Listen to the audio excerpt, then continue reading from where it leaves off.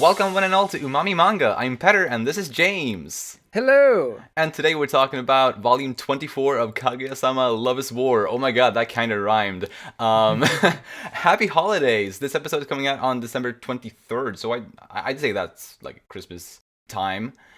And I mean, we're recording it pretty shortly before that also, so happy Christmas, happy holidays, and all of those things. And it certainly feels like Christmas for me, having just recently read this volume for my first time.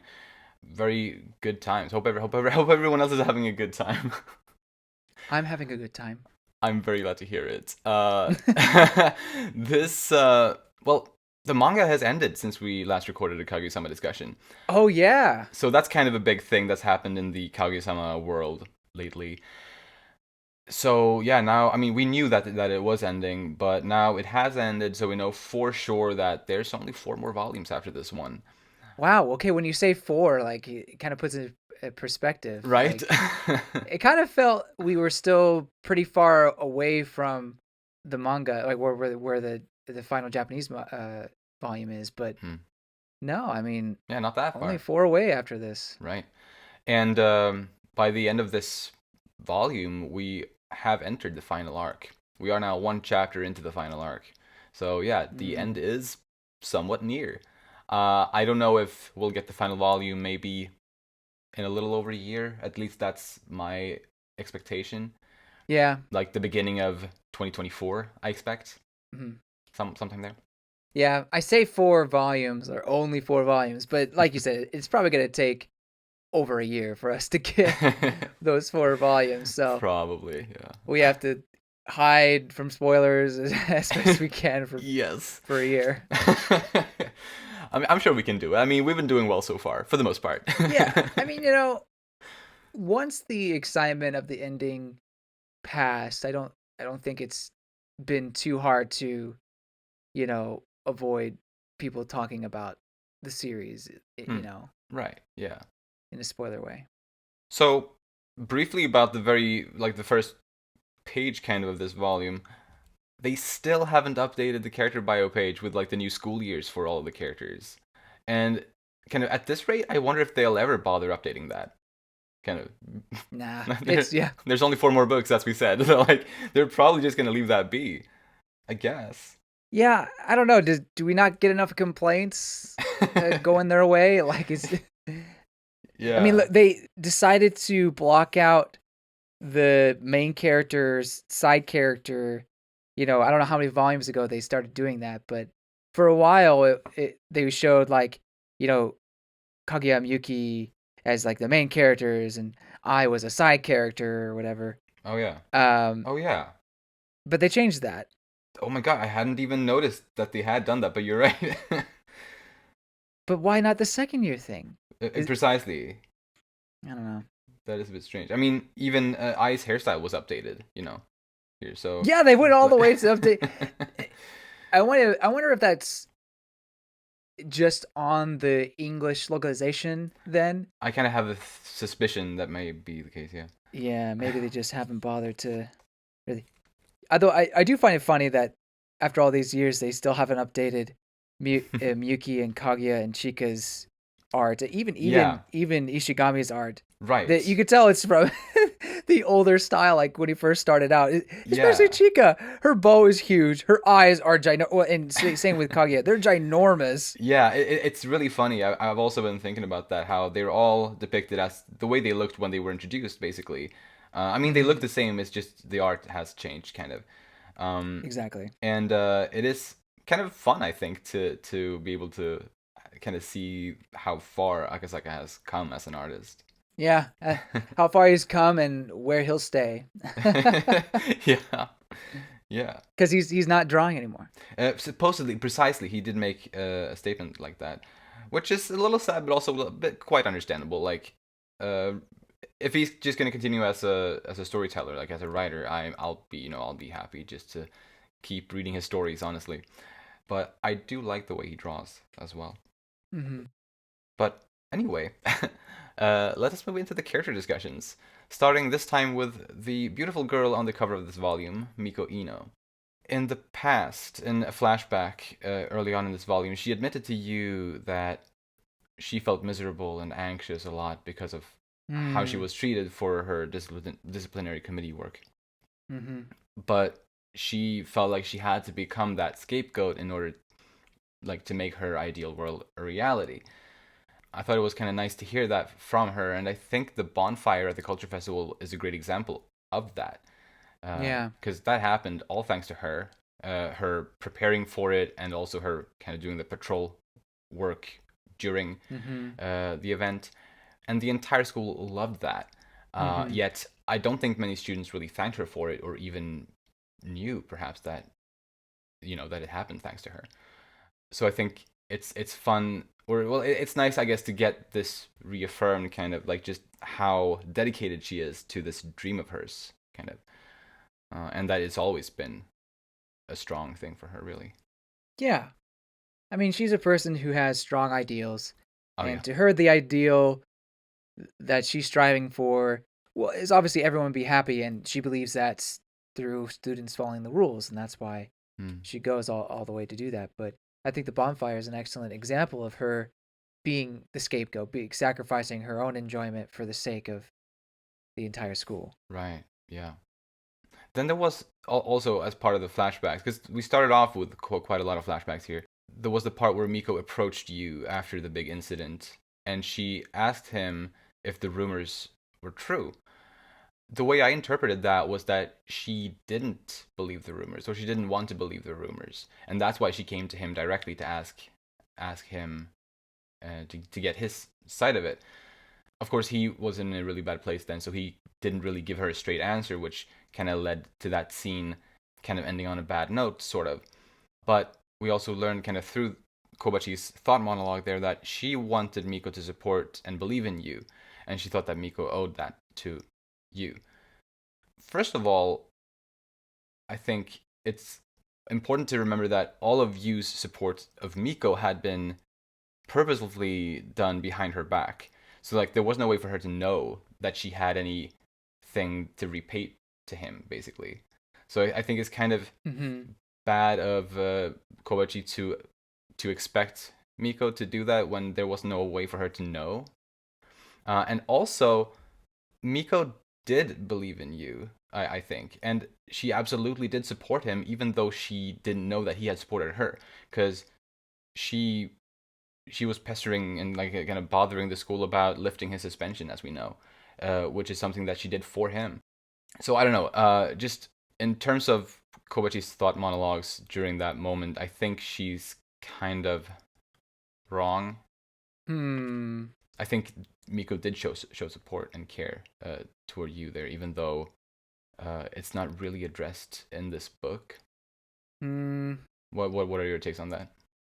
Even in the book, Miko mentions that she didn't support Ishigami at that time. Yes, she does. And I did.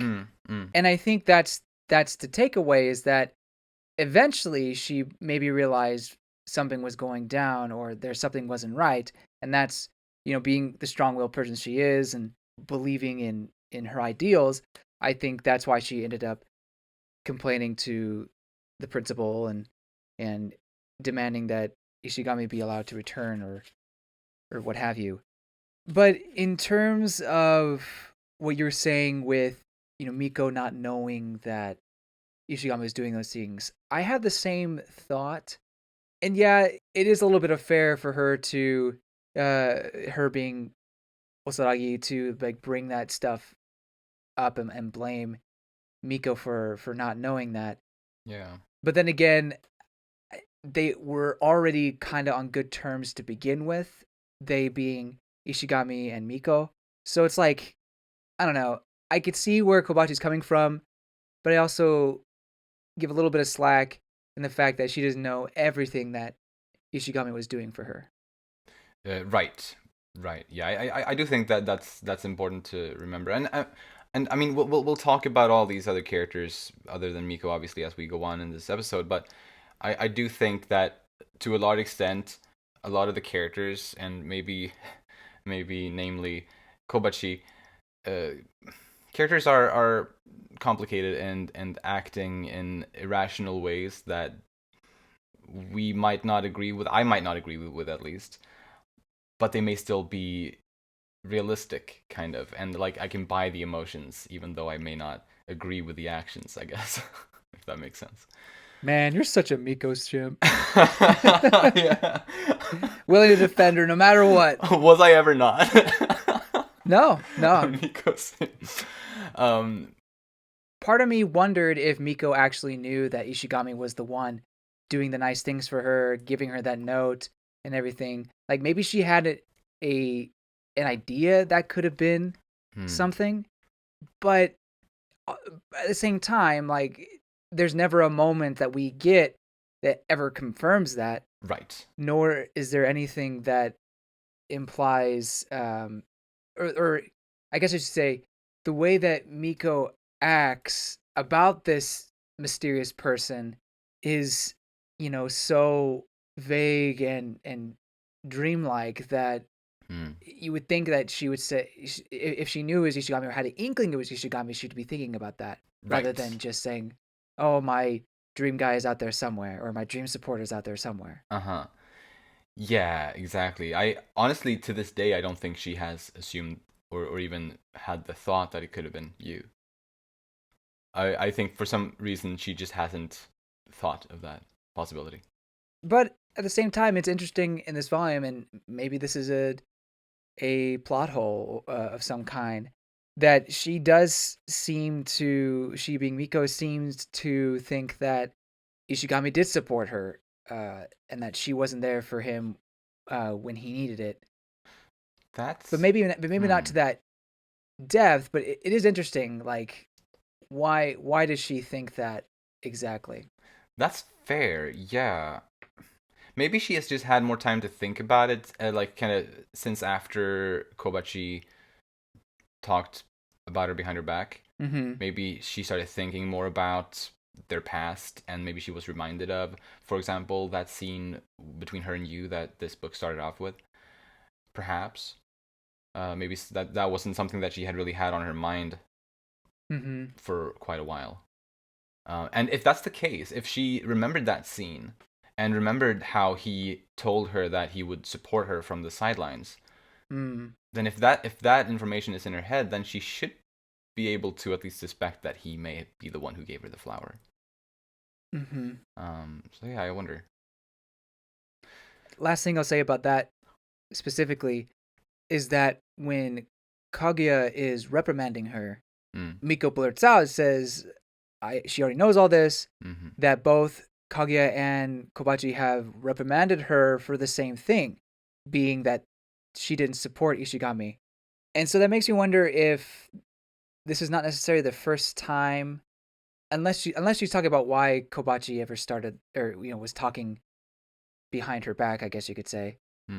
Maybe there was a time where Kobachi actually confronted Miko about not supporting Ishigami, like maybe not the same kind of attitude, Right. like not accusatory, but more so it's like, hey, why didn't you do this with Ishigami, or why didn't you stand up for him more, or whatever.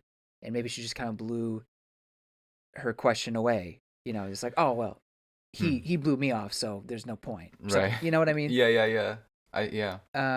So anyway, that's another thing I thought of. So maybe there's something that we're just not seeing here, and maybe we will never see because it seems like the plot is going elsewhere. But yeah. I don't know. Right. No, but that is a fair idea, though. That definitely could be the case. But yeah, hard to know for sure. But I guess about that scene with Miko and Kaguya, when it started off, I was really, or kind of honestly a little bit throughout it, I was kind of irritated with Kaguya in that scene. Brad, Not come not not on. entirely. I will say, kind of in hindsight, not entirely, but I was completely, especially initially, very much on Miko's side there. I thought Kaguya was wrong to, well, at least as she was seemingly supporting Kobachi's trash talk behind Miko's back. Like, it kind of seemed like Kaguya was saying that that's not necessarily a bad thing, which I do think that act or that action by Kobachi was and still is bad. Like, that she shouldn't have done that under any circumstances.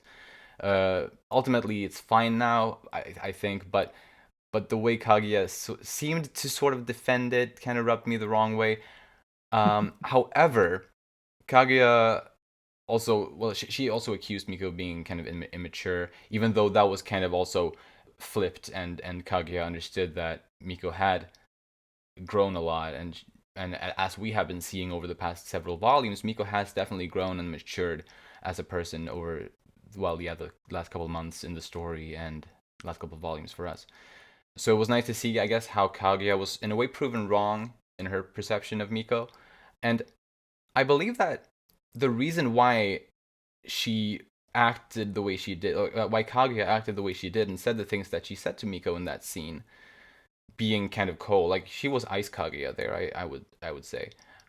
Wait, I thought they're one Kaguya now. Well, well, I mean, I still think she has moments when she acts sometimes more kind of in one way, and moments when she acts in a different way. So Sure. I don't know. I mean, but that you're right though.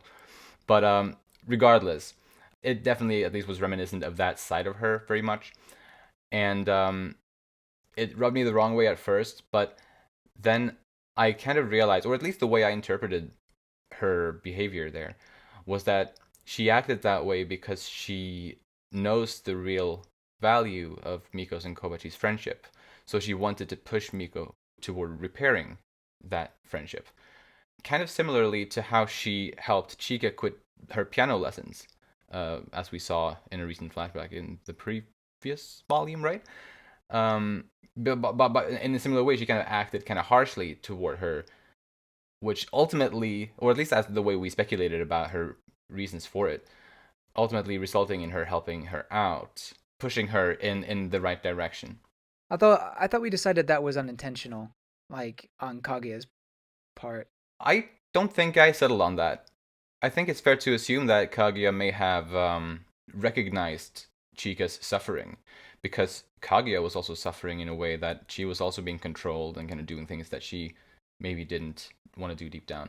So she may have recognized Chika's struggle and then acted the way she did, because that's kind of, maybe it was easier for her to act that way, but she still wanted to help her out, so she did what she did or what she could, and that ultimately worked out. That's the way I'm choosing to interpret it, and I'm choosing to interpret this scene similarly as to how it's. I think in certain instances, even still, I believe it's easier for Kaguya to help her friends out, or people out. She wasn't friends with Chika back then, or well, to help people out by not necessarily coming off as friendly, but she still has that intention, and she may still achieve in helping them out, even though she doesn't come off as wanting to help them. But yeah, that's just my thinking kind of on that. I will say though, I thought this scene was very nice because I may have mentioned it once or twice before that one of the kind of character combos that I've felt has been kind of lacking in the story has been the Miko Kaguya interactions. Kind of those two characters specifically, I feel like we haven't had enough of them bonding kind of. And while this wasn't necessarily a bonding session, it was still a very good interaction between these two characters that I enjoyed a lot. I like the line, "You don't understand true justice," or "You don't understand what true justice is," because I think it does take Miko's mentality, her ideals, and kind of challenges them. And I respect Miko for taking that statement and not saying, "No, you're wrong," but saying, "I know you're right. I understand that that's something I need to work on. I realize that." Right. And then we see that through her discussion with Osaragi up on the roof, kind of a further development into who she is as a person.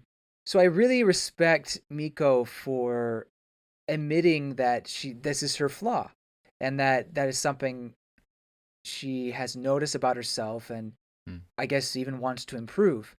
Because I do think what Kaguya says, to me at least, is very much true, where true justice is not necessarily, right or wrong. There's nuances in things. For sure. And I think that extends to relationships as well.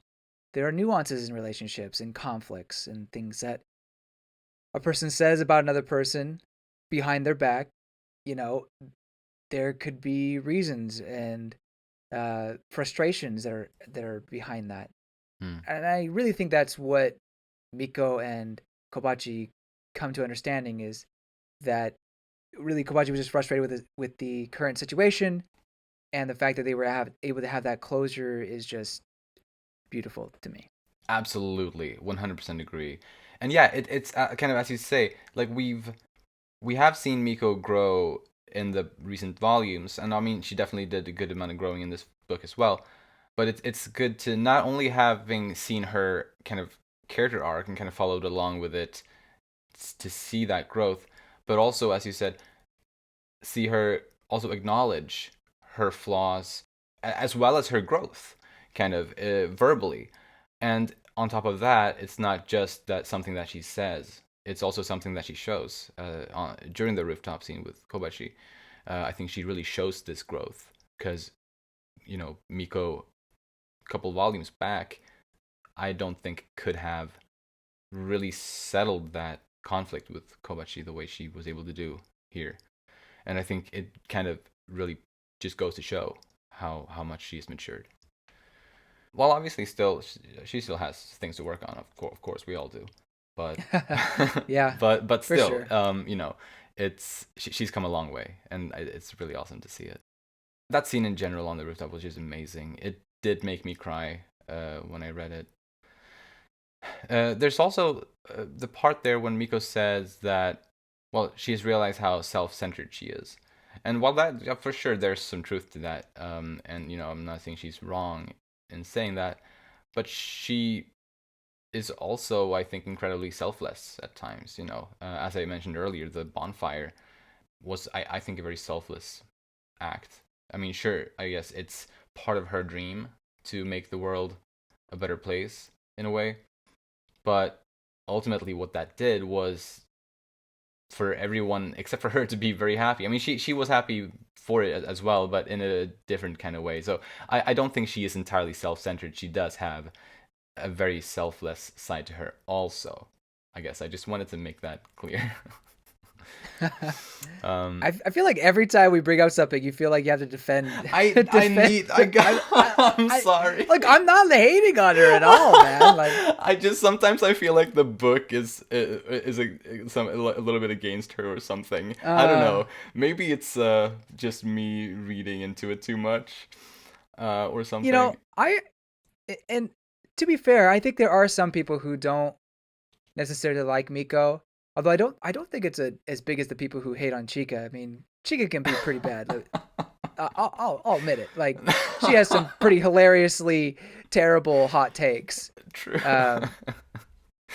But when it comes to Miko, for me, I don't think the book paints her in a bad light per se. I do think there are moments where, yeah, like it shows her flaws, just like it shows any of the other characters' flaws. You're right. But I think it also shows her strengths and her challenges. Mm. I don't know. No, you're right. You are absolutely right. But you brought up the whole selfless and selfish thing. That kind of just brings up the somewhat philosophical debate about if someone is doing a selfless thing out of enjoyment or whatever, or for their Right. own gain, is that really just selfishness? Like, Mm-hmm. it's kind of a dark or a pessimistic way of looking at it, Yeah. So I don't know, like, well, and I think you could argue that's what the book might be saying when they say that she's self-centered. But I do agree with you that someone who is only about themselves would not go out of their way to, I guess, serve others in that way. Precisely. Yeah, for example, that, and also go out of her way to make up with Kobachi the way she did. You know, it's I think that's because she's matured. well, for sure, for sure. But it also shows that she cares about other people but herself. Yeah. Is it the same level of Ishigami's kind of silent service that Kobachi seemed to secretly love? I don't know. Mm. I don't see Miko necessarily doing that to other people, but I guess you could argue that's what she does as in her own way in the disciplinary committee. Right. But anyway, everyone is different. Mm. So yeah. Mm. Right, and actually on that, we've been talking about the bonfire, which obviously is a great example of Miko's good deeds, kind of, and things that she has done. Not well, in that case, it wasn't in the role of a disciplinary committee member, but still, it was something that she did because she is the way she is, kind of. And she is known for kind of being a pain in the ass as a disciplinary committee member. With the things that are noticed that she does, people take issue with because she's a bit annoying, which I can that's fair. I can understand that. Mm-hmm. However, I just for some reason just started wondering if perhaps there are things that she has done in the role of disciplinary committee member that has gone unnoticed, similarly to how the bonfire did, or more or less kind of unnoticed in terms of her credits or her being credited for it. I could imagine there being other things like that that we just don't know of, that maybe she has worked for to make kind of well to create a better environment in some way for the other students, perhaps. She sneaks into guys' houses and shaves their heads. Yes, she's doing a service to society. Yeah. Someone's got to do it. Exactly. Yes. Well, she was asked out by you to go to the dance party. Let's go! Right? I loved, like, I mean, it was a great scene in its entirety, really, when they were sitting there and he asked her out. That it was awesome. But what I loved the most was when she walked out of the room and she was like, "Yay!" With that little face. Oh, it's so cute, and I was so happy for her. It's like all according to plan. Yeah. Ah, that's so heartwarming. Oh my gosh. It's interesting that other people asked her out. I mean, obviously she's an attractive person, but I guess she's right now within the school is pretty well thought of. It seems like. Apparently, yeah. Like her reputation definitely seems to have improved, which is awesome. Especially if people are asking her out. Precisely, and I mean, I believe that started kind of maybe slowly started improving for her around the election when after the election she seemed to have kind of gotten some fans, or not maybe fans is the wrong word, but at least people who thought she Supporters. was who supported her for sure. So it's awesome to see how that seemingly has just kind of kept improving for her, which is awesome. Yeah. But I thought it was funny how she showed up with that very cute dress, but you did. He just came in the school uniform, and she got mad at him for it. I actually I like it because that instance kind of reminds me of Miyuki's and Kaguya's early cinema dates, where one of them would come in school uniform and the other would come in regular clothes, and then it kind of was shifted the next time they went to the cinema. So like they had poor communication about that back then. And I guess that kind of shows to kind of Kaguya's growth actually, since she was kind of lecturing them about communication and stuff like that. Good point. I didn't even think about that. So yeah, that's pretty nice. Yeah. But yeah, no, it was awesome to see them kind of go up onto the dance floor together and blushing, and oh, they were so cute. Oh my gosh. Yeah. Then we didn't get to see much kind of them at the party, but at least we know that they danced together. At least 2 dances, supposedly. Mm-hmm. I hope that, or it would be nice if the next book might maybe address that in some sense. Like maybe their dance is something that, or I don't know, something that they felt during the dance or something may come up or in some sense. I don't know. But yeah, I love the way this is headed. Of course I do. I mean, of course we do, right? Right. Yeah. No, I'm a big Ishigami Miko shipper. Although part of me does feel bad for Osaragi. Although she says she's moved on. Right. Part of that could also just be her allowing Miko to have this one. You know what I mean? But I do believe her wholeheartedly that she has moved on. But right. I do kind of feel bad and think it would have been interesting to see a Ishigami Osaragi relationship, whatever that would entail. But obviously, Miko and Ishigami have the chemistry, they have the history, they have everything going for each other, and that's what I like to see. Yeah, plus I don't think, or I kind of doubt that Osaragi would lie about that, like about her feelings about you. I don't think she's lying. Yeah, right. No. So yeah, things are good. Do you got anything else on Miko? I don't think I do actually. I think we covered it all. Awesome. Then let's move on to Kobachi Osaragi next. I knew she had a crush on him. I called it, man. You did. I totally called it. Yes. Even when she was saying it's like I don't like him romantically. You could like people. Well, she doesn't anymore. Which is not. I know that. Yes, I get that. But it was definitely one of those like cop out things or like try to hide the truth.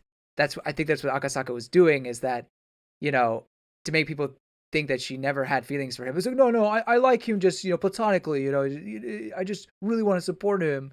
But no, she fell for this guy. She had a crush on him. Yes. But obviously, as we've discussed, those feelings of intimate love or crushing are just not there anymore. Precisely. It's more so friendship love, like wanting to support him. Yeah, and I mean it's interesting because she and you, from what we know, don't really know each other that well personally. Like we haven't seen them interact much. No. She mostly knows him from having observed him. Mm-hmm. So in that regard, I guess it makes it easier for me to understand kind of how she had, or kind of why her romantic feelings for him have faded. Mm-hmm. And how well, since basically she never actually really truly knew him, like personally. That said, of course, I understand that she still cares about him. But yeah, I can definitely buy that the romantic emotions are not there anymore. I think if you don't react to romantic feelings, and this is not the case for everybody. Some people harbor romantic feelings for a long time, even if they don't act. But for some, I think it dies down eventually. Right. I think that's common. Yeah, I think it's common. To the point where it's not so much that they don't love the person or, don't like who they are. It's just that they don't see them in a romantic way anymore. Mm-hmm. For whatever reason that may be. I'm sure there's various reasons why someone could not have a crush on anybody anymore. But I think Osaragi is another example of a Maki situation where if you wait too long to confess to your crush, you regret it, or like something happens. And I think that Osaragi's path is more so of the accepting that I had the chance, but I didn't take it. I made a different choice. Whereas Maki is, I had multiple chances and I never did it, and now I'm regretting for the rest of my life. Yeah, right. Kind of like polar opposites. Absolutely, precisely, because I mean, in Maki's case, at least the way it's looking right now, she isn't at all close to letting go of Tsubasa, obviously. Right. But obviously we know that Kobachi has Osaragi has had a few years though. That's fair. That's fair. But it's also like Kobachi's. I wouldn't say Kobachi's situation is all that like tragic. Really, I guess for a time it was. Like in her past, I could have been like, yeah, that's kind of sad. But in present day for her, since she doesn't have those feelings toward you, she doesn't want to have a romantic relationship with him. She is kind of in a place where she's content. So yeah, I guess in a way I'm glad about that she's not like alone without wanting to be alone or whatever. She at this point in her life she has no romantic interest for him and she doesn't want to be with him in that way. So she is happy the way things are in that way. So I think that's good. Maybe I don't know if I say happy. Because I think it's still hard for her to give Miko to Ishigami, and that's more so because, or vice versa, give Ishigami to Miko. And it's probably more so of the betrayal she feels Miko had towards Ishigami. But I do think there is a bit of like kind of not maybe hard feelings is the wrong word, but I don't think she's necessarily just, oh yeah, please go for it. Like she even says, I can't really support you in doing that. She did say that early on, but I think by the end of the scene, after them having talked it over a bit more, while surely I believe it's not like 100% like, oh my gosh, you two should kiss. Like it's definitely not like that. I do still think that she is supporting her, or, well, supporting Miko in some sense, not like super majorly, but to some extent. You may be right, and it's it's important to note that even Kobachi says, "Yeah, I'm kind of immature about all this," Right. like especially at the end where they've kind of like concluded and made up and everything. She's like, "Yeah, maybe I'm the one who's being the immature one, or I need to be mature." Or I think specifically let go of the grudge that she had Mm. on Miko for what she did, and I think that's is what's key here. I think Osaragi is somewhat of a complicated person in describing her feelings, and that's fine. Mm. I think that's pretty accurate to real life, really. For sure. Yeah, like as I said earlier, like I don't agree with everything that she's done. As I think I made clear last time we talked about Yeah, the previous I was a little afraid last time. I was like, oh man, but what's gonna happen? but I think she caused a lot of drama that could have been avoided. Like she could have handled this better from the start.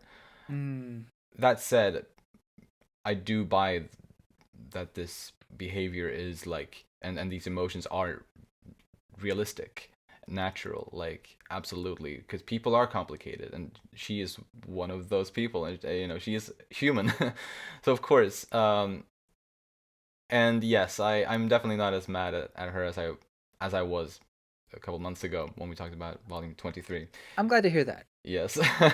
and and about the, well, yeah, as you mentioned, how she points out how kind of it's about time that she matured too, and Mm-hmm. um I definitely agree with that. It is time for her to mature. But I think that her pointing that out is a good first step in that process, kind of. Um, and it was also nice how both Kobachi and also Kaguya in an earlier scene pointed out how Miko had matured.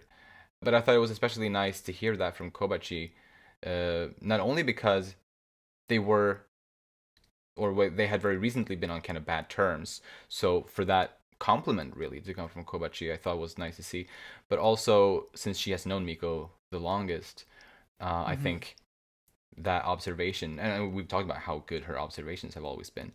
Yeah, I yeah. think they are always, or most of the time, pretty much spot on. So I think it really, really goes to show that Miko absolutely has matured like that. There you go, bringing up Miko again. Like, oh my gosh. Of course. um, by the way, I liked this quote from Miyuki where he said, "Why does she care who he dates? She has no right to get resentful about it." I like that because I felt the exact same way. That said, everything else I've There's said, so like, many variables she I, has to consider. yeah, I mean, yeah, and Kaguya is right as well. It's fun. It's an interesting kind of thought experiment, like, because yeah, I can see both sides. But it is complicated, as we have said. Yeah, I really like this moment for both of them, and it like yeah, it's a bit messy, just like most fights can be. But Mm. I'm really glad that both of them were be able to act like adults, like, for lack of a better word, Yeah. um, Mm. and just talk it over. Because some people really just lose friendships like this, even if these are friendships that maybe were meant to last. I never like to end a relationship off like this. You know what I mean? Like, Absolutely. Yeah. it's better to come to an understanding.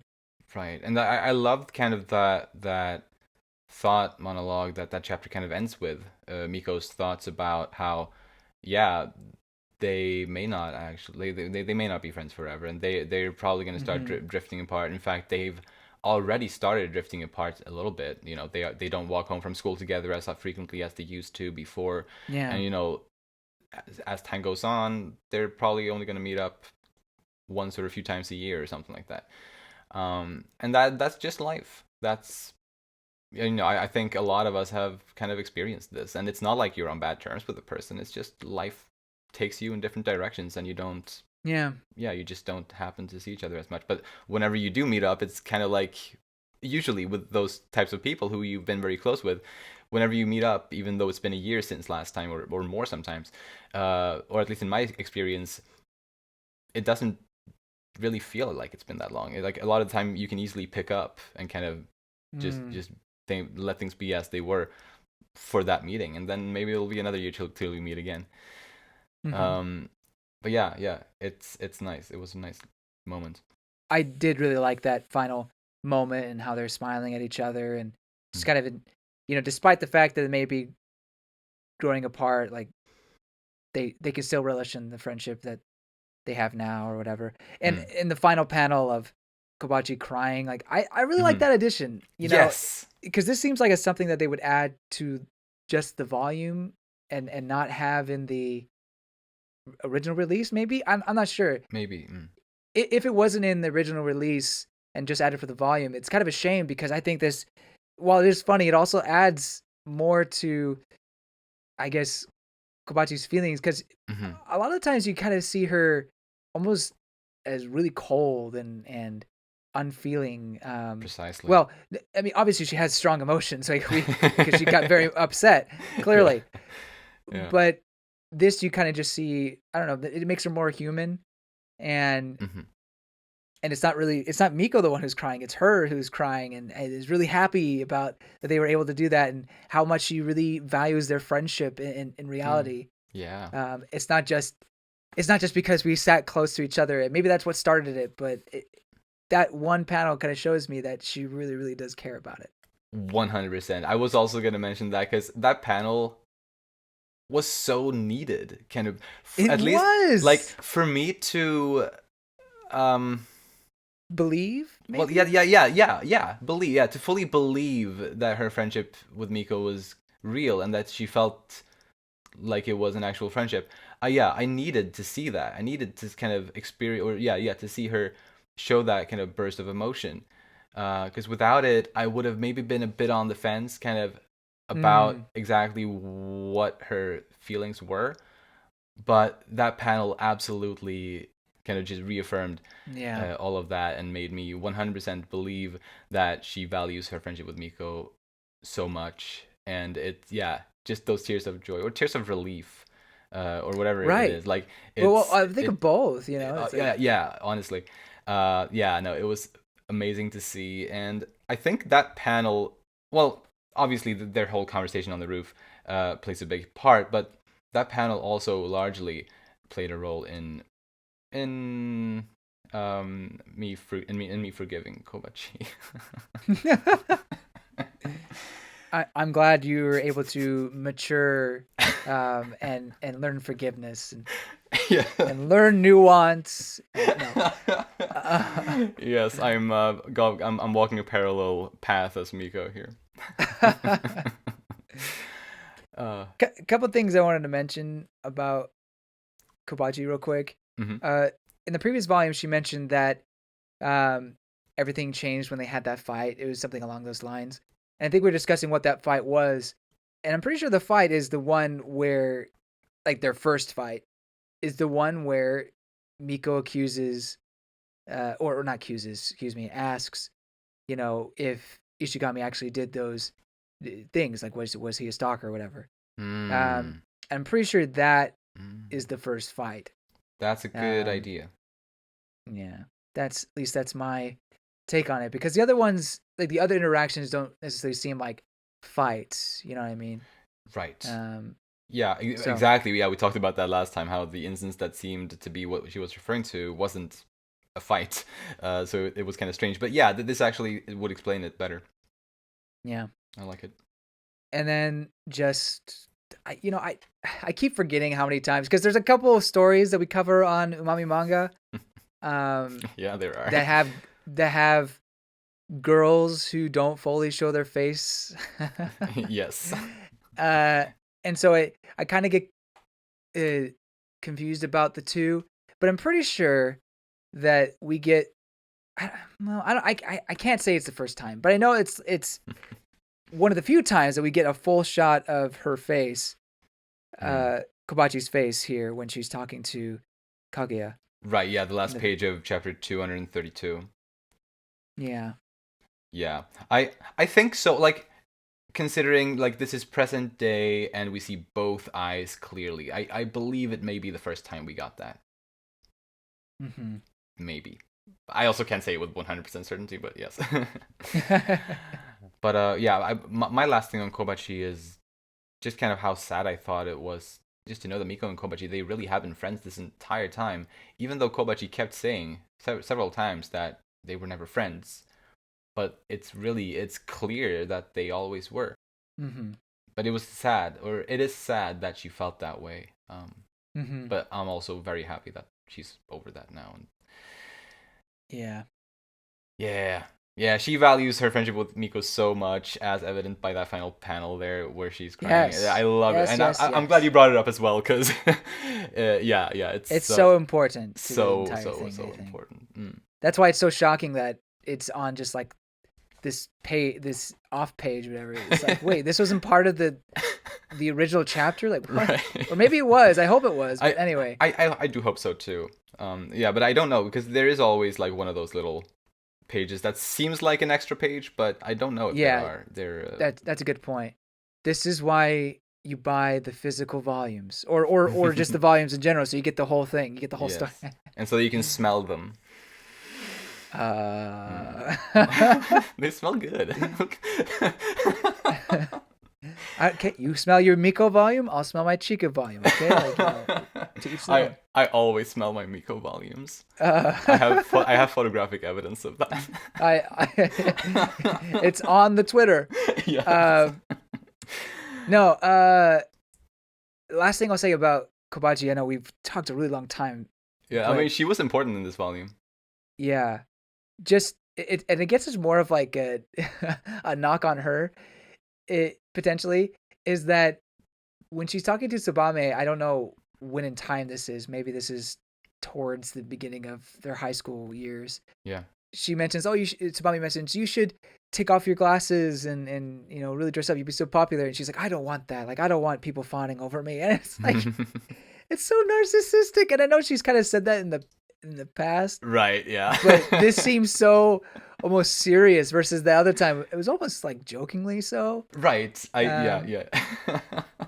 Yeah. So it's kind of like, I don't know. I don't have that much confidence to be like, I don't want people to be all up in my face and just stalking me all the time. Yes. In the life of a child celebrity or whatever she is, a beautiful person must be tough. Right. Yeah, and actually another thing she said during that conversation with Tsubame was that she wouldn't want people saying nasty things behind her back. Fast forward present day, obviously did that very thing about Miko in the previous volume. How dare, the nerve of that girl. I've forgiven her, but my gosh. Yeah. I guess you could even argue that her observation of Ishigami was kind of stalkerish. Oh my gosh. Oh my god, yes. You could kind of argue that. That's really funny. Was that intentional? I don't know. Wow. Interesting. Kobachi. All right. My mind has been potentially opened here. Yes. Yes. Well, let's move on to Yu Ishigami then. I really like the first scene of this book where we get to see how he started looking out for Miko behind her back. We know he's been doing that, obviously, for a long time, but we got to see kind of the reason, or like kind of why he started, or when he started doing that. And, how he would always be rooting for her from behind the scenes, as he told her. And, yeah, I just thought that was a very sweet scene to have. Yeah, I really agree with that. They had a pretty good relationship I don't know how far into middle school that was, but at some point, like it seemed like a fairly good relationship. Maybe not Right. enough to say friends, but getting there. I mean, anytime you kind of have a somewhat deep conversation with a person, I feel like you connect in a way. Yeah, and that was a deep conversation. That isn't something that I Yeah. feel you would have talked about with just anybody. So yeah, yeah. Yeah. So I felt like they really understood each other and were able to talk to each other honestly, Hmm. at least before the fight. So that really made me happy to see and just kind of reinforces their ship, if you will, like Right. kind of that they were meant to be. For sure, for sure. I can't quite remember if we knew like for sure that you was the one who gave Miko the flower and that message before now. Like, Oh I yeah, mean, obviously we have basically known for right. quite a while even, but I don't know if we knew like if we had like a hard confirmation that it had been him until now. I Mm, can't recall. At least we know it now, regardless. yeah, Um, so yeah, it just good to know for sure, for sure. yeah. It would have been through a Osaragi moment Yeah. that we would have found out. So And maybe we did, but mm. I can't remember either, but it definitely did not come as a surprise. No. Nor did it even. It didn't even really spark anything. It's like, Yeah, yep, and to be fair, maybe we didn't even need to see it, like, because I feel like the implications were already so heavy that it was him. maybe. But anyway, yeah. You know, we've talked about in the past Miko's reaction to that and how much that means to her. Hmm.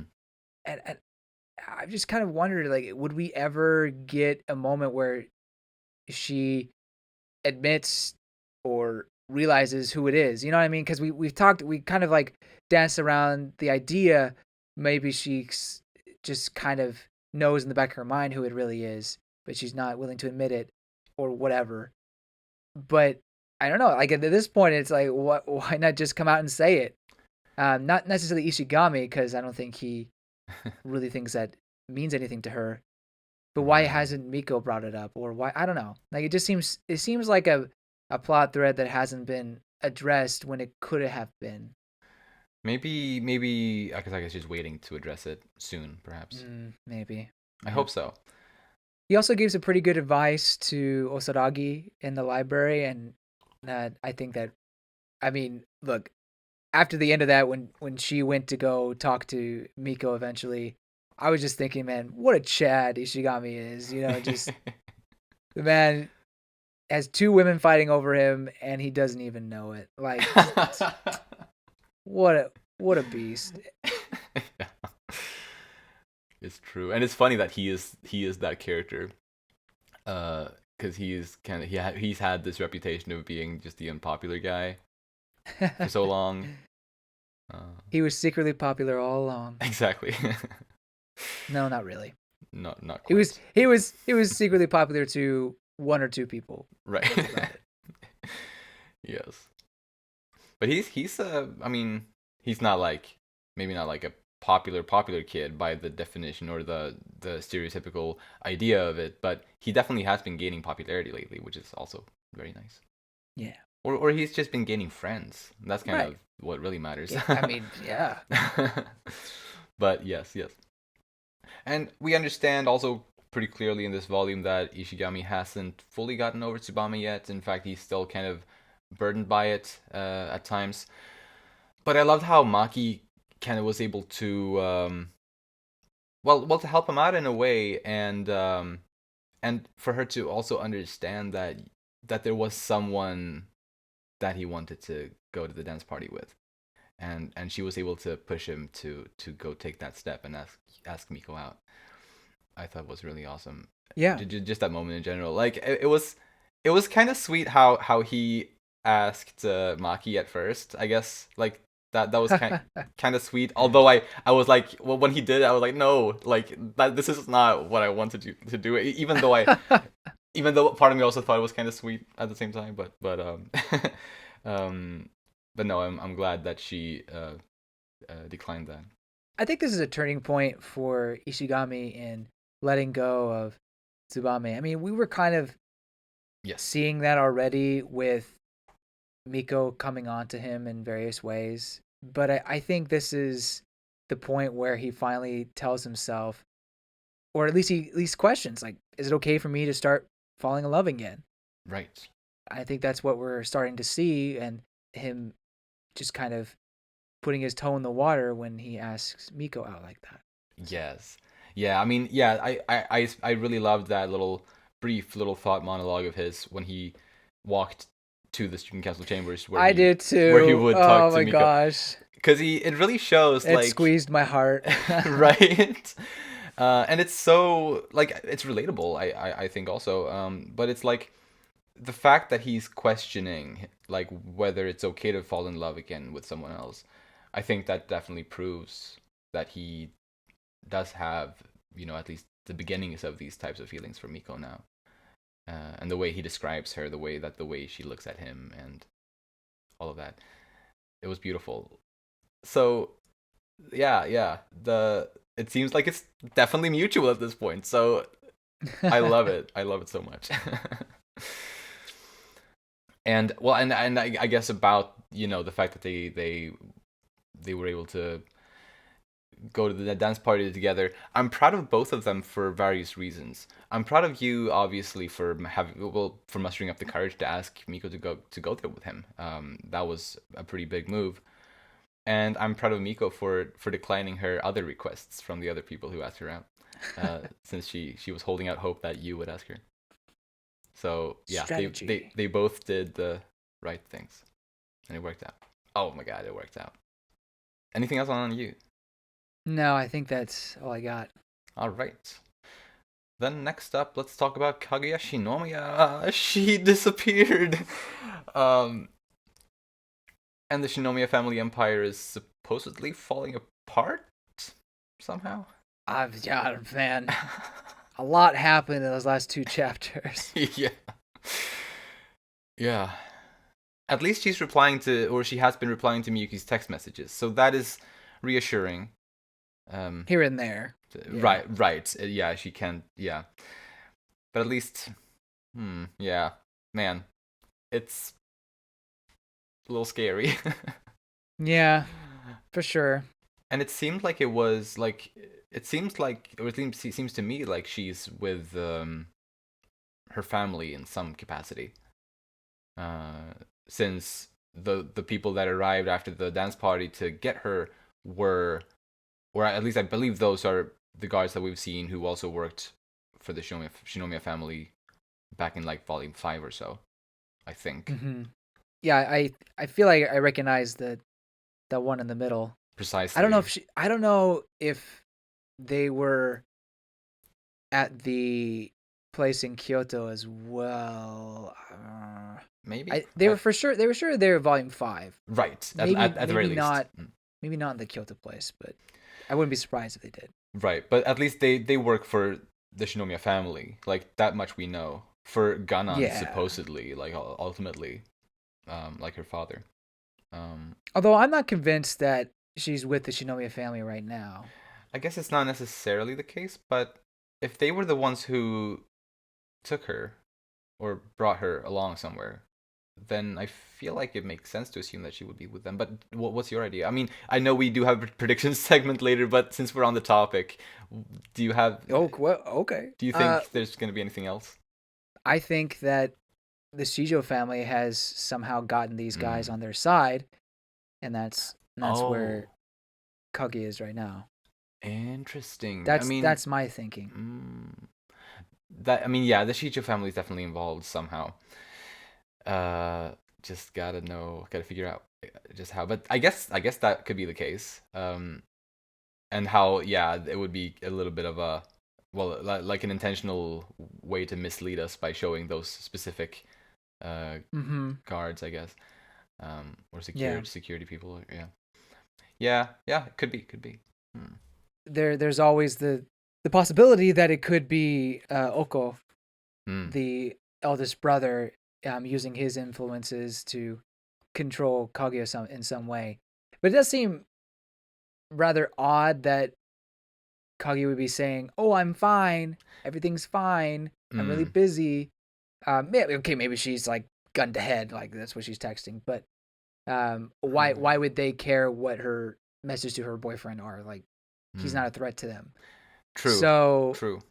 I think it's someone who's willing to let Kaguya be Kaguya. Right. And I don't think Oko would be that kind of person. True. And yeah, and you're right. With that in mind, the Shijo family does make the most sense because we know that they are willing to help her. Because, well, that was something that was very nice, I thought, to find out that Maki's Maki suggested to Kaguya during the dance, that her family would be willing to take her in and protect her and let her become a Shijo. Mm-hmm. I just don't know. I mean, Kaguya didn't seem to think that would really solve the situation. So oh my god, I'm just really torn on what's going on right now. Mm-hmm. But yeah, anyway. Well, I guess continuing on with the Shijo, Kaguya makes it clear that she doesn't trust Mikado Shijo. Yeah. She doesn't. We don't get an explanation why, but she seems to feel pretty strongly about have some kind of dislike toward that guy, and it also came up a little bit during the dance party. Something about a promise that Kaguya may think that he has broken, but Mikado claims that he hasn't. Like something that he's working hard for. That's also kind of a mystery right now. Right.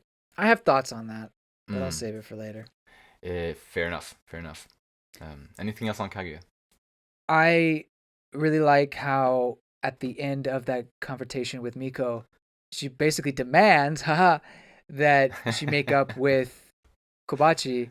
Yeah. And then you get the demand, the Buddha Stone Bowl demand. And I thought, ooh, they did the thing. You did the thing. So I thought that was pretty cool. I love the line when she's at Miyuki's place and Kei is getting in their way. And she says, I want to be with the man I love as much as possible. I was like, oh, yeah. Oh, my heart. Yeah, that was sweet. Right. And actually kind of on that, because I don't have really much of anything on Kei exactly, so I'll just I'll sneak it in here that it was very nice to see kind of how obviously, and it shouldn't be surprising to find out that Kei feels similarly. Her brother is leaving in about 2 months. True. And she's gonna miss him as well a lot, And it was nice, I think, to see that little brief moment from her. Yeah, I agree. The dance with Miyuki was sweet, and it's even bittersweet now because apparently that was like their last moment together. Yeah, right. Oh, and how she said like she wishes that moment could last forever, and then she was taken away from there literally right afterward. Man. Actually, for some reason, I don't know why I didn't think of it until now, but if this instance of Kaguya being taken away, disappearing, could this be referencing the end of the Tale of the Bamboo Cutter when Princess Kaguya was brought back to the moon and had to leave everyone behind? It's gotta be. I mean, there's no way it's got to be his interpretation, Akasaka's interpretation. Precisely, yeah. It's his version of that kind of. Yeah. Right. My God, why didn't I think of that before? No. And I guess spoilers for my predictions is that I think from here on out we're going to see how Miyuki gets to the moon and brings back Kaguya Hime. Exactly, precisely. Yeah, because we have been talking about that moment when the stargazing chapter, which definitely is an important chapter. And yes, oh yes. And we know by now that Akasaka is a master at bringing things back from early chapters. Like this book, he is. This book referenced Volume 2 twice. I'll get to it. Well, or maybe there were even more instances, but I at least noticed two things, which we'll get to in a bit. So like, and yeah, it's just awesome. But anyway, anything else on Kaguya? No. Then let's move on to Miyuki Shirogane. He gets glasses. Yay! Welcome to the crew, brother. Yeah, I know. It's not so bad. Yeah, it's really not so bad. Soon you'll be upset that people wear fake prescription glasses, and you'll be like, my disability is not your fashion statement. Yeah. I mean, it was relatable, like how, like I felt very similarly to how, when I got my glasses and like suddenly the world was HD. Yeah. Like I just couldn't understand that things could look that good. Uh, so yeah, definitely similar there. I think the big one for me was contact lenses. Like I had glasses and yeah, it helped me see a lot. I didn't have to sit like, a foot or so away from the TV. I can actually stand far back. Yeah. But with contacts, like that felt like HD-ified, and I was like, oh my gosh, I can see clearly. I've actually never tried contact lenses. I think I'm a little bit scared of it similarly to how Miyuki was. Well, I know how we can fix that. Oh no! Are you offering? I mean, if that's what you heard. Yeah. Well, then we had Miyuki's conversation with the headmaster. I thought that was definitely interesting. Yeah. And I think we got to understand the headmaster better than we had in the past through that. How it seems like, I mean, he is really such a nice guy. Like he's just really passionate about kind of protecting these kids from I guess any kind of bad adult influence, really. And since Kaguya is kind of in the most amount of danger of that, he's asking Miyuki to help her out, especially. At least that's how I understood it. Or did you get anything else from that? No, I mean, honestly, when I was first reading it, I was like, oh, what is his intentions? But the second read through, I got the same kind of feeling that you had, in that he just really cares about his students, and Kaguya's the one who's in a lot of need, and he just wants to make sure everybody has the opportunity to really understand who they are without adults taking over their lives, Precisely. So, which is awesome. Like I love that. Yeah, I mean so that's really respectable and broad-minded of him, and I think it also helps that in this volume they mentioned that, read this side stuff in order to see more about the headmaster, which to me means I don't think we're gonna get a whole lot about the headmaster going forward. So I think it's safe to say it's more his intentions were just, I want to help all the kids, and he's just a very forward-thinking person, because I wouldn't be surprised he's been thinking about this ever since that French the first French student exchange trip, whatever. Precisely, yeah, I definitely believe that. Yeah, he's awesome. Going back to Miyuki, it's super cheesy, and you only get away with this when you're talking to your girlfriend or boyfriend or whatever. But get your hands off my woman. Yeah, that was definitely cheesy.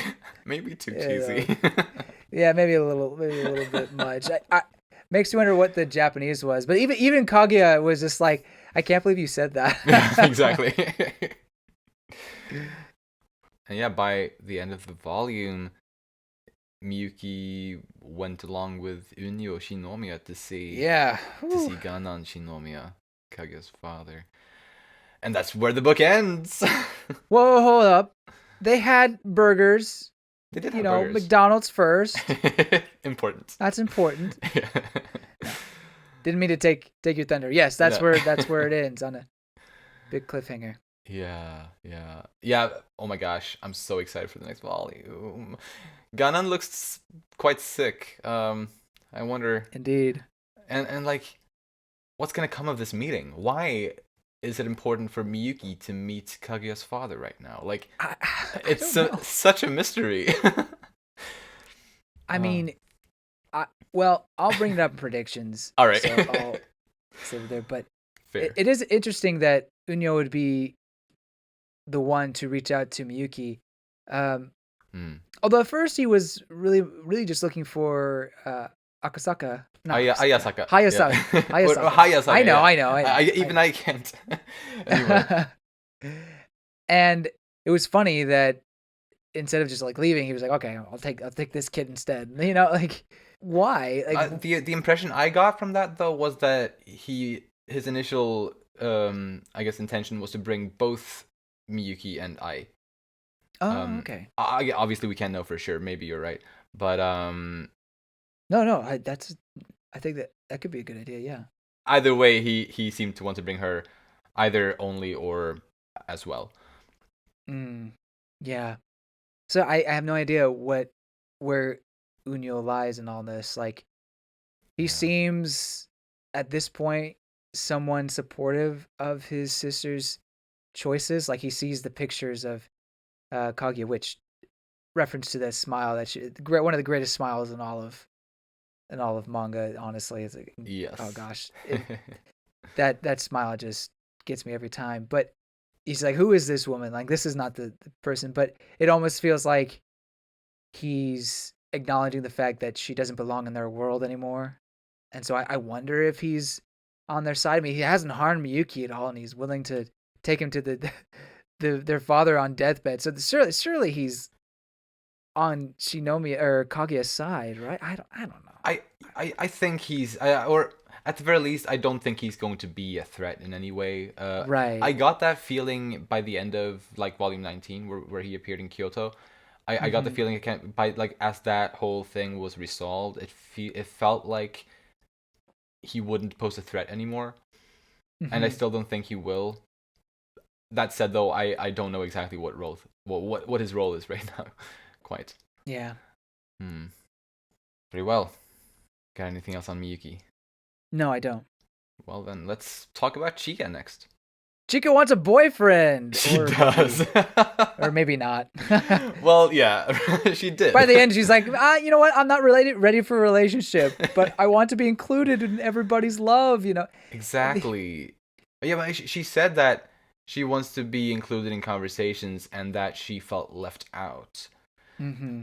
Those are exactly the two things that she said back in Volume 2 during the Forbidden Word game, where we Oh speculated. my We gosh. speculated, was she truthful or wasn't she? Because in that situation back then, it was definitely dubious. But this time, I don't think it was as dubious. It definitely felt far more real this time, Yeah. and the fact that I double checked, it was basically those two exact things: being included Mm. and feeling left out were two things that she repeated basically in this volume from back then, which I thought was very interesting. And I think this definitely means that there is some real substance to those like feelings of hers that I hope that there's time left in the story for her to work on that, or in some sense, reach a satisfying conclusion for her. Mm-hmm. But at the same time, Chica has kind of often gotten the short end of the stick in terms of Yeah. I guess serious content, sadly. Um, Yeah. but Yeah. but still, we can dream, right? Yeah.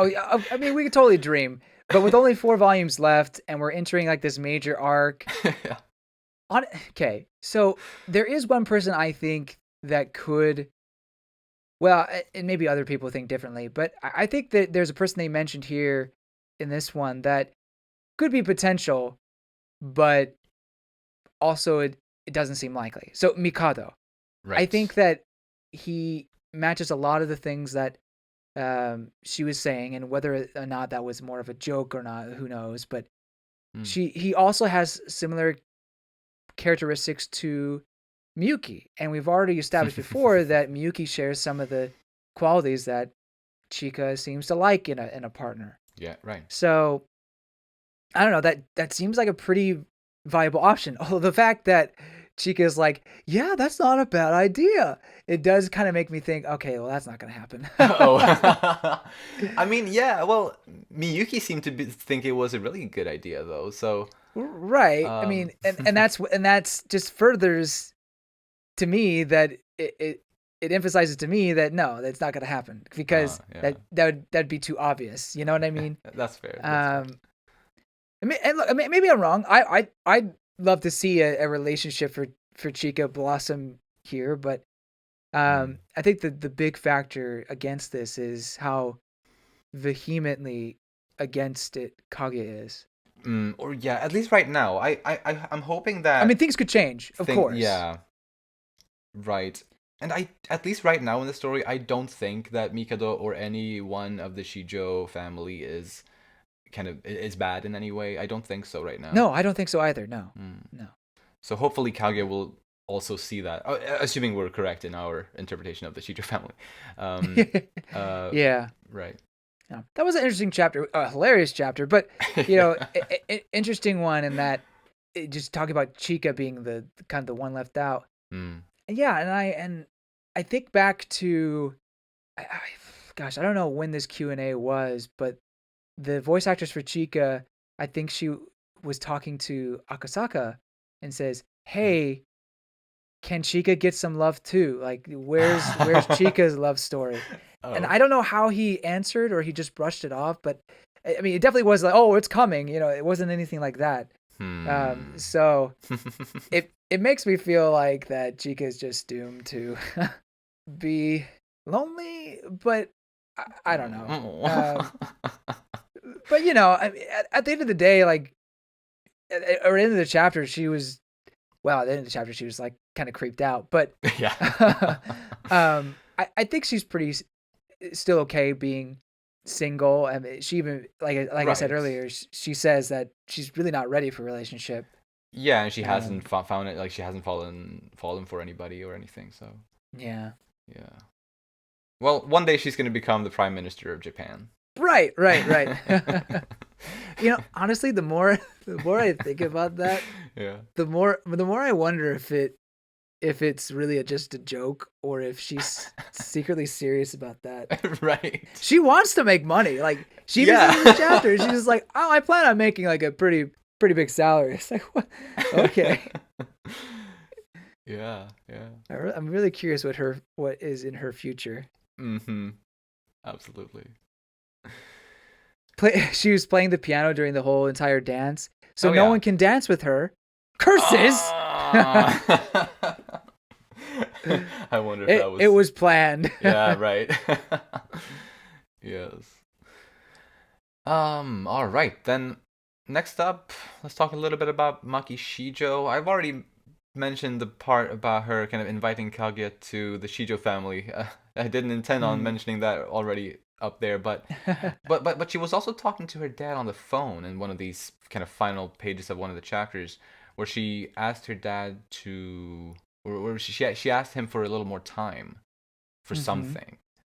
There's so many mysteries right now. I didn't expect this from this series, honestly. Like, this amount of mystery, but it's great. I love it. I agree. Yeah, just a little more time. What is? Yeah. I wonder if it might be tied to the idea of them kind of inviting her into their family somehow, or if it's something entirely different. Well, if it has anything to do with the Shinomiya clan, all of a sudden in Dark Waters, it could be that the Shijo clan was going to do, put something to action, but Shijo was able to convince her dad to wait until maybe the dance, maybe because maybe she knew that was a special moment for Kaguya. Oh yeah, or something along those. I don't know. I'm still like in the theory that she's with the Shijo family in some aspect. Yeah, I mean that would be best, I guess. Mm-hmm. But then we also saw Maki acting quite strange when she ran into Miyuki after Kaguya had disappeared.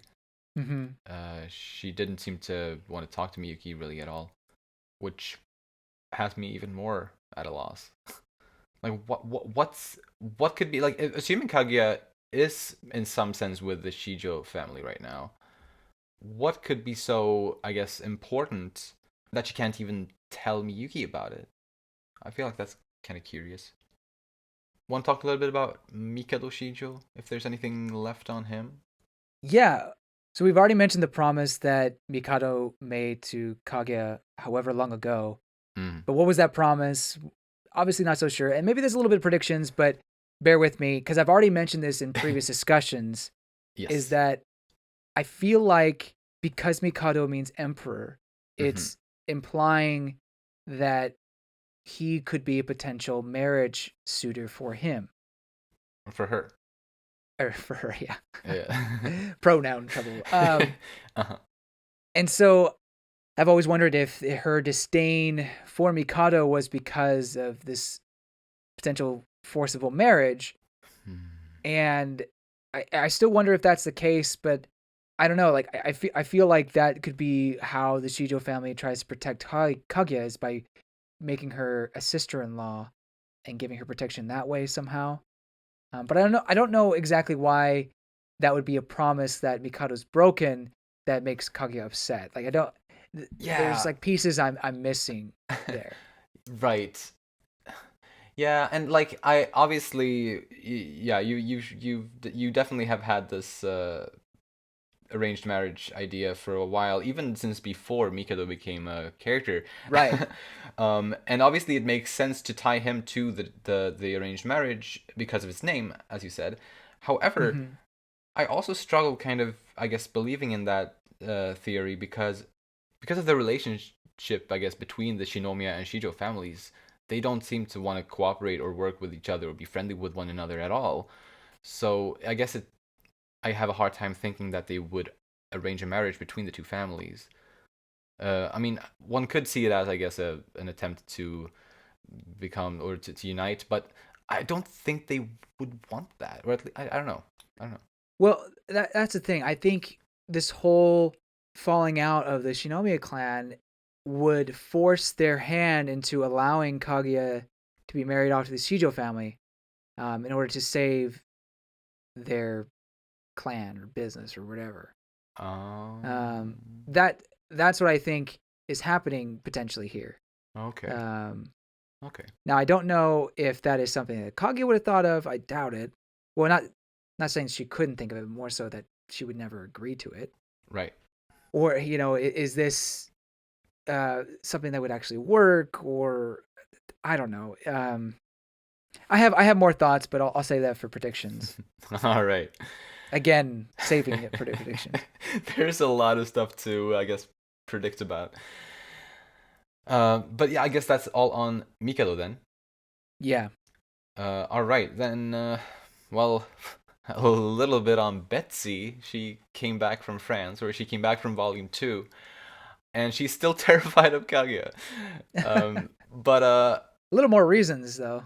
yes, actually, Not just because how she threatened her, but also because mm, she understands who the Shinomiya clan is, true, even in France. precisely.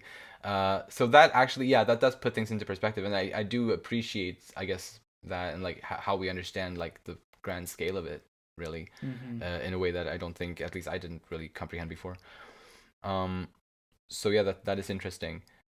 And last time, I I just assumed because they were talking about this dance party last time we talked about the previous volume, and I assumed they would all go to France since they had mentioned that the French students would arrange it or something. But I believe you actually brought up the possibility of them about the French students coming to Japan to arrange it there, which actually turned out to Yeah. be the case. Even though I think you even mentioned that that would be kind of strange if that happened, but it did happen, and I guess it was kind of strange to be fair. It is strange. I guess it's just how I read it, like back then, but it was like, what? Anyway, I don't know. I don't know, man. And to be fair, I guess if the plan was to go to France, then I guess they would have probably talked about that journey more, or about Right. that trip. Yeah. So yeah, that's fair. But yeah, anything else on Betsy or anything related to that? No. Then any other character you want to talk about here? I don't have anything else on anyone. You didn't have anything on Hayasaka? I didn't take any notes on her. No. Huh. I took some notes in comedy. Are we doing comedy? We are doing comedy. We're doing comedy on Kaguya-sama and Spy Family. Okay. I have comedy notes. So that'll be my Hayasaka stuff. Okay, so no specifically Hayasaka stuff. No. Okay. Then let us move on to the comedy segment. Chika wanting a boyfriend was hilarious, obviously. That whole chapter, like man. I mean, it's a Chika-centric chapter, so it's bound to be funny. Yeah. But I think my favorite part from that was when she said to Miyuki and you that she likes both of them, and then it Yes. cuts to Miko and Kaguya just with blank stares. And how Kaguya, like the guy continued, and Kaguya in her mind called Chika a bitch in heat. Was also it really made me laugh. And just ending Oh with my gosh. Miko just suddenly just dragging Chika away from there. I love that whole thing. It was so funny. I think I don't think Ishigami would ever fall for Chika. I just don't think they would ever see eye to eye. No. particularly well. I just have a hard time.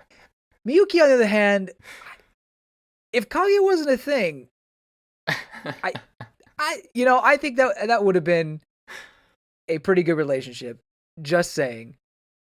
But I also think Miyuki and Kaguya are the perfect match for each other, and so it's right.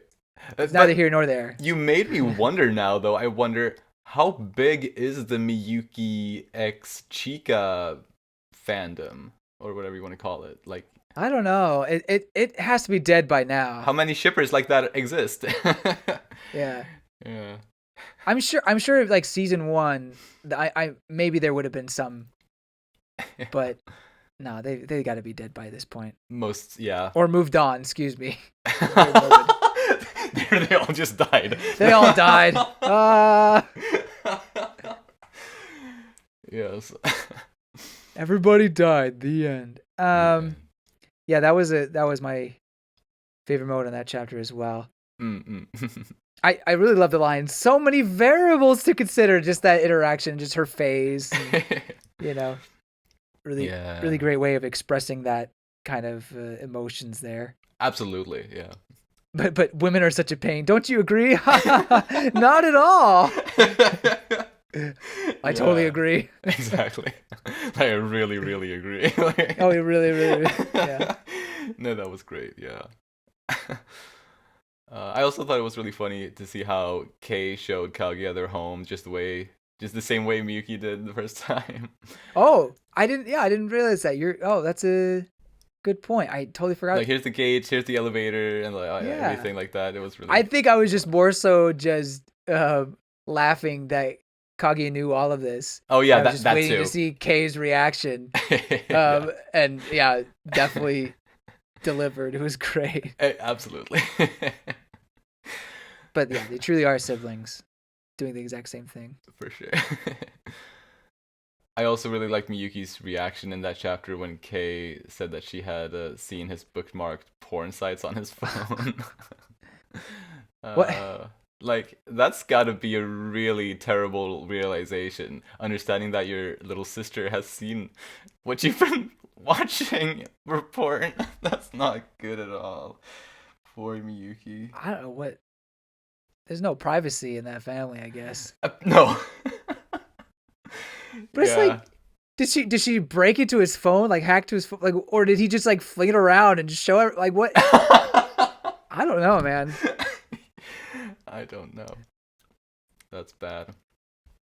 The contact chapter was great. Just do it. Yeah. Yeah, and I loved how anticlimactic it felt. How it just you were expecting him to actually do it eventually, but he just never did. It took forever, and then it just ended with him not doing it at all. I love that.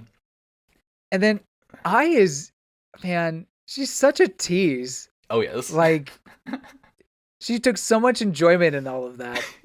I think there's actually a fair amount of people, maybe even more so than any sort of Miyuki Chika shippers, who would easily ship Miyuki and Hayasaka Ai together. That's fair. Yeah, I can see that more so, yeah. Yeah, because they've had some pretty intimate moments with each other. Yeah. And so and some great character growth for each other as well. I mean, absolutely. So has Chika and Miyuki in character. I mean, that's true too. Chika's the mama. Yeah, it's more than one reason. No. Stop. Okay. Stop. And no, I'm not gonna go there. Not gonna go there. Feel free to. I mean, no, I'm all ears. No. But Hayasaka just like literally getting basically on top of him, tongue out. I was like, oh my gosh, this is spicy. It definitely was. But obviously she stopped and just decided just to go for the contact instead. Right. Yeah, I mean, she would have never done it, but she did it for fun, kind of, or as a tease, as you said. Yeah. Which I think it's hilarious. I also thought it was hilarious that Kaguya wants to lick Miyuki's eyeballs now, and I believe she actually did it. To do? Yeah, I think she already did. I believe yes, because I think the fact that we know that Miyuki now uses contact lenses, that's proof that she did it because her tongue kind of eased his eyes into it, I guess. That's my interpretation at least. No, I think that's the way it should be interpreted. Awesome, great. Yeah.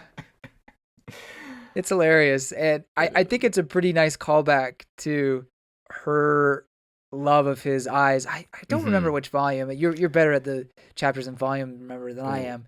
But it's the one where, he all of a sudden actually has enough sleep and she comes back. She's really disappointed that his eyes are different. And then he stops sleeping and she just gets really huffy and puffy and excited about his glare. Precisely, yeah. Yeah, no, it's awesome to have that kind of reoccurring thing. Yes. I don't have anything else on comedy, but go for whatever you got left. Oh, I think that's it for me too. Ah, perfect. I don't think there was as much comedy. I mean, there was definitely chuckling and good times and stuff like that, but not really a incredibly comedic volume. I don't. Right, don't like think. Precisely. There were a couple chapters, like Chika's boyfriend chapter and the contact lenses chapter. They were pretty comedy heavy, but for the most part, the rest wasn't or didn't have as much of that. Yeah. That said, though, I think this volume had more comedy than the previous one did. Oh, did it really? I can't. I believe It's been so long. It has. But anyway, let us move on to the final stretch of this discussion, starting with our predictions. So I guess you've mentioned a lot of predictions that you had and stuff that you wanted to continue onto. So go for some of that. All right. So I really do think the Shijo family has Kaguya. I don't know how much of this is her plan, Kaguya. I'm sure that Shijo has been their family has been working in the background for this for a while. And I think their plan is to get Kaguya to marry Mikado, and that is their way to take down the Shinomiya clan, or get them under their foot, if you will. And I don't think they're necessarily doing it for Kaguya's sake. I think they're more so using her as a means to get at the Shinomiya family. But the twins, Maki and Mikado, I think they really do. I mean, I think it's clear that they care about Kaguya, especially Maki. Right. They care about her. And so, while they probably can't fight against this Shijo plan, they're going to try to make it work out in Kaguya's favor as much as they can.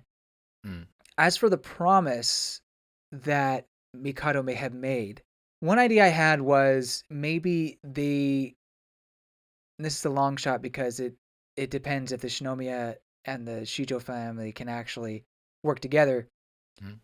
But maybe they were betrothed to each other for a long time, because sometimes arranged marriages will happen, closer to birth or closer to at a younger age. And then when they get to the marrying age, that's when they actually, marry. So maybe that's what happened with Mikado and Kaguya. They met at an earlier age, and both families agreed that they would marry each other. And maybe Mikado made a promise because perhaps Kaguya was upset about that. Maybe not. Made a promise to her that it wouldn't happen. Okay. And yet, in the present day, Kaguya feels like that is what's happening.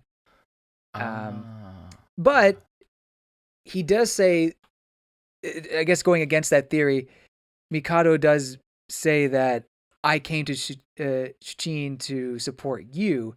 Why do you think I came here? Yeah. So it's tough. Like, if he wasn't going to marry her whatsoever, then he shouldn't have come to Shichin, right? If that was the promise he made. So maybe the promise was more so like, I don't know, support you any way I can. It's so vague. But, I don't know. Just a lot of thoughts there. Right. But I think that there is something to do with the Shijo clan. But I also think that Kaguya, or at least my prediction is that Kaguya will find a way out of it herself. And maybe, and I mean, granted, I think this all goes back to Miyuki being the one who brings Kaguya back as well. But I don't think Kaguya is going to be this princess trapped in a castle type of situation. I really don't think Right. that's going to be the case here. I think she will Mm. come up with her own plan to escape the clutches, but then we'll have to rely on Miyuki for something else. Right. I agree with that for sure. You definitely have far more of a concrete kind of speculation, prediction idea than I do. I mean, I obviously it's hard to know, but I mean, it's hard. I mean, yeah, who knows? I do like your prediction though, and I I don't have a whole lot else to really say along those lines though. Any idea what that promise could have been, or because interestingly enough, like there's that panel where he talks about like how he came back, and then Mikado steps in, but there's a moment where Kaguya's face kind of softens a bit, almost like she wants to believe him or something like so Mm, it's just a very interesting dynamic at this point. So yeah, what is so off-putting about Mikado, who seems like a pretty cool, chill guy, exactly. that makes her so against him and yet maybe also willing to believe him? Right. I think it's perhaps got something to do with the fall of the Shinomiya family empire. Well, it's not completely fallen, but it is crumbling. Mm-hmm. And I wonder if perhaps Kaguya and Mikado, when they were younger, decided to rebel against the Shinomiya family in some sense, or kind of fight against them somehow. Uh, Mm. because according to Unyo, Kaguya, at least the way he was used to seeing her before, Mm-hmm. she was just kind of waiting for an opportunity to seize power kind of over the family. Um, Mm-hmm. and so in that way she would want to in a way fight her own family, or would have back then. um Mm. and I guess Mikado may have felt similarly as a Shijo Mm-hmm. family member, obviously not being on the side of the Shinomiya. So maybe they went into some kind of pact or something when they were younger, in a way, but then something happened that made them drift apart, and or something. I don't know. That was really just a very spontaneous thought, though. No, Um, I like it because it could give them or it gives reason for Kaguya to be disappointed in Mikado. Like mm, maybe she thinks that Mikado is still very much working for the Shijo family and is just, a puppet in their schemes. mm, Whereas when they were younger, maybe he made a promise to her that he would help her escape, or they would both escape from the Shijo and Shinomiya clans. Um, and maybe there was some sort of, although I don't think Kage's ever really experienced love before meeting Miyuki, really. that's a fair point. At least romantic feelings. Mm, But I don't know. Maybe there was something there, and right. Mm, uh, the fact that he, I mean, obviously she has ears and eyes everywhere. Maybe she knew what Mikado was doing, so maybe that changed her opinion of him. I don't know, right. but definitely the fact that he was still there and supposedly still following Shijo demands, I think it probably made her upset. Uh, Mm, if that was the promise they made. right. But at the same time, well, like, what has she been doing? Like, she hasn't actively been really fighting against her own family either. That's a good point. Yeah, So, she was really just uh, yeah, falling in line until, mm, or well, not just, well, I mean, I guess she was trying to build up her own conglomerate before Miyuki came along, but mm, right. And but I guess yeah, I guess well this is certainly not like a definite thing, but it's interesting to think about. And I guess if it is something along these lines, then perhaps Mikado is kind of the whole reason for this beginning of the fall of the Shinomiya family empire. Maybe it's something that he did mm, that started all of this, perhaps, and maybe that's a way that he well, maybe something he did or has been working on and does in order to earn Kaguya's trust again. Interesting. That's also just a very spontaneous thought, though. That'd be pretty impressive for a 17-year-old, Yeah, 18-year-old to do all that. definitely. But and as far as insight into or predictions about Ganon, I don't know what they're doing with that. Like, Yeah, right. That I is so guess strange. him dying is gonna bring up succession things, right? That's true. But Yeah. I well, I mean, you're gonna have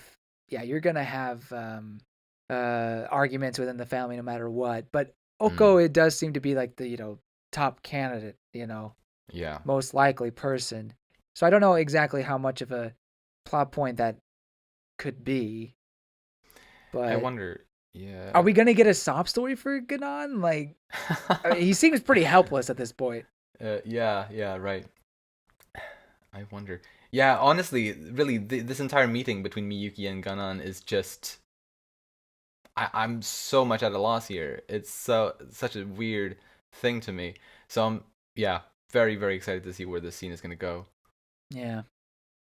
I wonder if perhaps we missed Miko's birthday, or Oh, or if it'll come around next volume, which obviously I hope for. I'm probably gonna predict that we will see her birthday in the next volume, because if we've gotta be around that time now, May 5th. I hmm. like it's maybe we're even past it, but I hope we're not. Anyway, then there's also this whole thing about the heart that you gave Miko at the end of the culture festival, which I've been bringing up a lot since then. But I guess something that occurred to me today was that maybe that heart was never meant to come back into the story again. Maybe it was only ever meant kind of to represent or somehow metaphorically represent that Miko and you were meant to become a thing further down the line. And maybe the item itself wouldn't or wasn't supposed to be brought back. Hmm. It could be that, or it will be brought back in the next volume, which I think would be quite nice, especially if we get Miko's birthday. Maybe the heart and her birthday could come along at the same time. Kind of could be nice, perhaps. Because if we do see her birthday, I definitely hope to see you give her something nice. Yeah, I'm okay with the heart not coming back. Right, I am too at this point, but Yeah. yeah. I guess that's my really last prediction. Well, it's more of a question. What more are we gonna get in the Ishigami Miko relationship as we enter this final arc? I guess just I don't know. I really don't know. Like, maybe there will be a whole mini arc within this arc that will dive into their relationship where they even start going out. That would be nice. I'm just curious, what is their end game? Precisely. Right, because I could see the story ending with them perhaps being a little bit further ahead than they are now, but not being like officially dating, perhaps. Oh, But really? like Hmm. potentially, but that it would, heavily imply that, they're gonna go out in the Hmm. future and like become a thing in the future. Like I could see that, but it would be nicer to actually see them start dating before the story ends. Yeah. Right. Of course. To be fair to the story, it's always been about, well, the main couple. Miyuki and Kaguya. Like, it's Mm, their relationship, their growth, and while these guys are definitely main characters, they're not the main relationship here. So I could see it. I could see that ending it off. But honestly, it would be super satisfying to see them, you know, kiss. kiss. Okay, I'm glad about that. Yes, I'll say it'd be super satisfying. It would. It would. Absolutely So would. a part of me is Absolutely. holding on to the hope that happens. Me too. But maybe that's foolish. Nah, no. No, no, no. But all that said, I believe the next volume, or maybe the rest of the story in general, it's most likely going to focus mainly on the Shinomiya conflict. That's going to be the main focus. But I also do expect to see some more growth in this relationship between Miko and you as like a side thing, or well, not necessarily side thing. Like it's going to be an important and I believe pretty impactful thing to the characters and to maybe to the story as a whole, but it's not going to be the main focus. Mm-hmm. But there's definitely still growth to be had there, and in their relationship. We're not done here. This dance isn't the end of their relationship. I hope not. No. It's only the beginning. It really only is the beginning. But yes, and you could say that we got about a season of anime left. Oh. 4 volumes, because I believe the seasons have been usually 4 to 5 volumes long, and how what they've been adapting. So I guess you could actually say that what's left is about a season of anime, roughly. Dang. That's kind of crazy to think about. It is, yeah. It is. Are there any more Chika ramen chapters coming up? Like, have we done all the ramen kings? I believe. Oh, dude, I believe. Actually, we haven't done the taxi guy, right? Precisely, yeah. I think he's the only one that she hasn't like faced off against in the ramen shop. She has met him, but not in that way. So I believe we should have that. Plus, we will have 2 more Chika teaches Miyuki chapters. Oh wait, 2 more? I believe so. Wasn't there supposed to be one? Is that what they were? Oh, that's right. Because the headband comes back. Exactly. And I believe they mentioned 2 specific instances. There will be one where she helps him with his phobia of bugs, and another one where she teaches him to swim, I believe. Was hinted I can't at. remember. I'm not 100% sure, but I believe those were the 2 things that were hinted at. And again, like with the bug phobia thing, which I'm very excited for, I gotta mention it again since it's been a couple months since last time, but I love the idea of the cockroach from like volume 1 or 2, the one that she set free, like sent back to the forest, that one would come back along with all of its friend, kind of infest Shuchin or something, and like during that event, like she will help Miyuki kind of deal with his phobia. I think that would be so much fun. So that's still a prediction that I'm holding on to. Oh, I just remembered. Where is Ai right now? Seems to also be disappeared. Is she with Kaguya? Is that what we're supposed to guess? I didn't draw that connection, but that's a good possibility. That's a very good possibility. Because they don't like flat out say, "Oh, she's also missing." No. There's only just that one moment where they just, she's not there. Precisely. So it's like, is she also missing, or is she just going to school like everybody else? I don't know. That's a good possibility. For sure. Yeah. Look forward to finding out. Oh my gosh. Yeah, April can't come soon enough. Yeah. Oh, April's got a couple of good volumes I can't wait for. Yes, absolutely. But I believe we have reached the end of this episode. Yeah. Yeah. It's been a long one. It has. But it's been a blast to have this whole discussion about this volume. A great one, as always. I believe you and I have been consistently quite pleased with Akasaka's work on this series. No, absolutely. Hell yeah. I mean, we'll see if it all tanks after the final arc, but or during the final arc, but I don't know. Yeah, nah, dude, honestly, at this point, I have so much faith in Akasaka. In Akasaka we trust. Yeah. Very well. If you guys enjoyed our content, you can follow us on Twitter at Umami Manga, and it would be lovely if you'd like to support us by rating our show on the podcast platforms and subscribing to our channel, Umami Manga, on YouTube. If you like this episode, please share it with anyone you think might enjoy it too. Thank you so much for listening, and we'll see you next time when we'll talk about Volume 25. Bye-bye! See you later!